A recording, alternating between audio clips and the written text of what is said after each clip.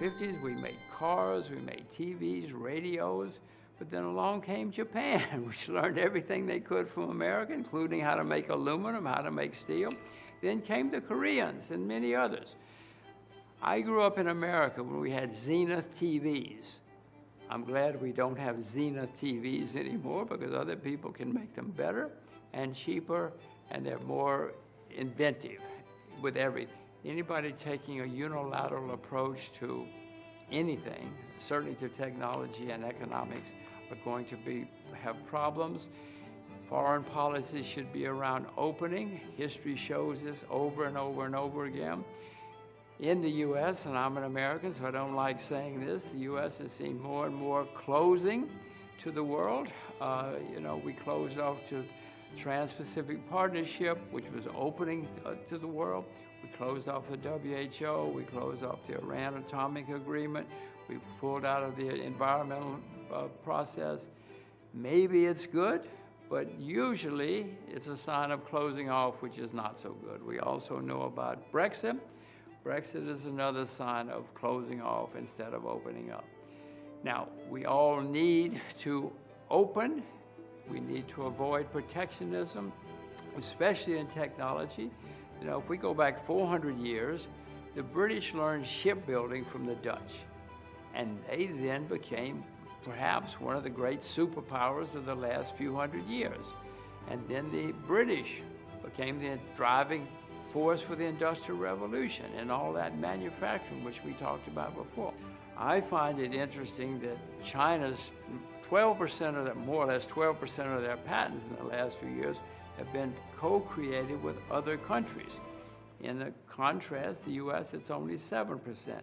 Now, that's because many countries and companies are opening up more and more, and that leads to more powerful and potential prosperous for all of us. I want to say again, potential protectionism, especially in technology, is not good for the world, and it never has been. We all want to live in a period of prosperity and openness. Huawei is a perfect example. Huawei was ahead of us, ahead of America in many ways, and then so instead of competing, Washington decided, well, let's just close them off, let's just throw them off. Well, discrimination, especially in technology and in brain power, it always leads to an economic loss for all of us. So I know enough history to know that openness is good, and the countries which close always have problems and go into decline. Yes, competition is tough, but competition always leads to new and better innovation and new prosperity. History is very clear about that. And the more we cooperate with other people, the more we learn. Remember those 18-year-olds in the garage working on their computers right now? Let them learn. In very recent past, I find it very interesting that Beijing has very forcefully announced several times that it plans to open its economy and its technology, open high-quality technology even more and more to the rest of the world. And at the same time, they plan to strengthen IP protection for the world. Now, that is the way Beijing at the moment is reacting to all of this. It's certainly good for the world if they do that. Innovation and collaboration certainly can thrive and make everybody better. It leads to economic recovery and economic prosperity. Right now we have a virus, and it's a good thing that we have technology and open technology, because it helps. We've all been able to benefit from the technology and sharing technology. We know what's going on. We know who's doing what and how they're doing and what works and what doesn't work. So again, if all technology had been closed during this virus, we would have all suffered more and more than we did. And it's bad enough what we had to go through. Can you imagine if we didn't have broadband connections? My daughters are at school over the internet, and many other people are. Many of us are learning and thriving and surviving because of the internet and what's going on. We can get our food ordered, we can have education, We can have medical attention. Technology has helped us in many ways during this period, and it's good for all of us that we have more productivity and more new sectors opening up. Many of you have heard of fracking. Well, fracking didn't exist 40 years ago, but now we, America especially, learned fracking, developed fracking, but we have shared that, or other countries have learned from us, and so that in academic research, we know about fracking, and it's caused the production of oil and natural gas to increase all over the world. Is that better for the world or worse for the world? Fortunately, America didn't close off and hide its technology. The other parts of the world found it too. You know, Robert Solow, who was a great American economist, some of you have heard of him, did many studies, but one of his studies, and he estimated that technological change accounted for the great growth of the American economy and many other economies, and explains what it did for us and for others. South Korea, China, many countries have benefited from the spread of technology, and it helps them grow rapidly.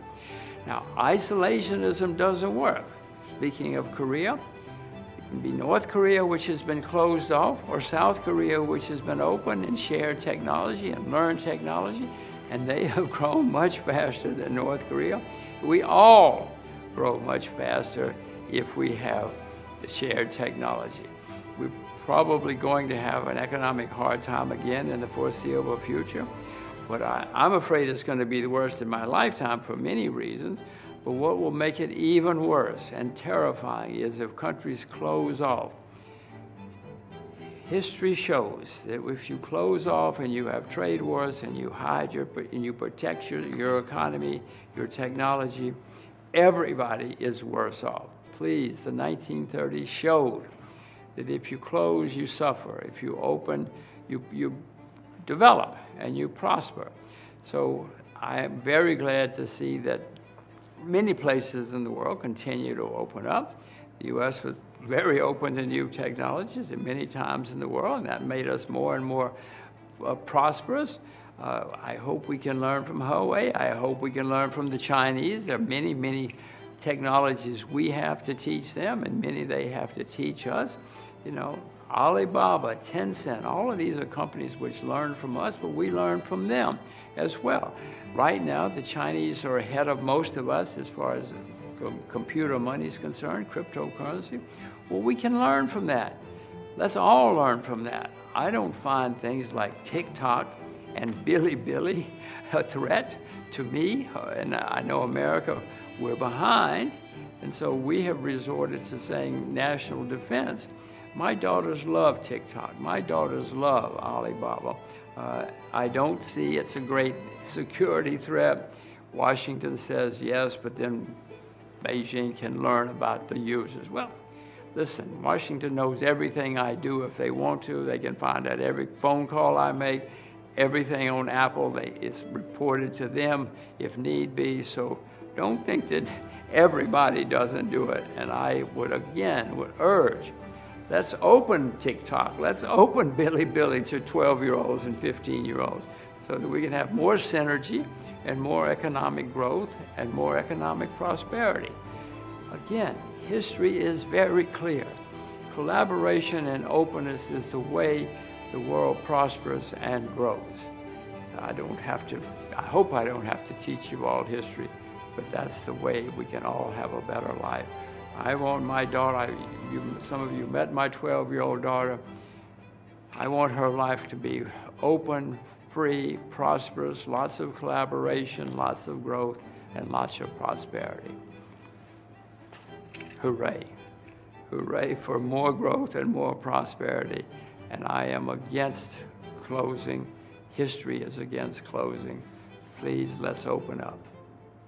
Thank you.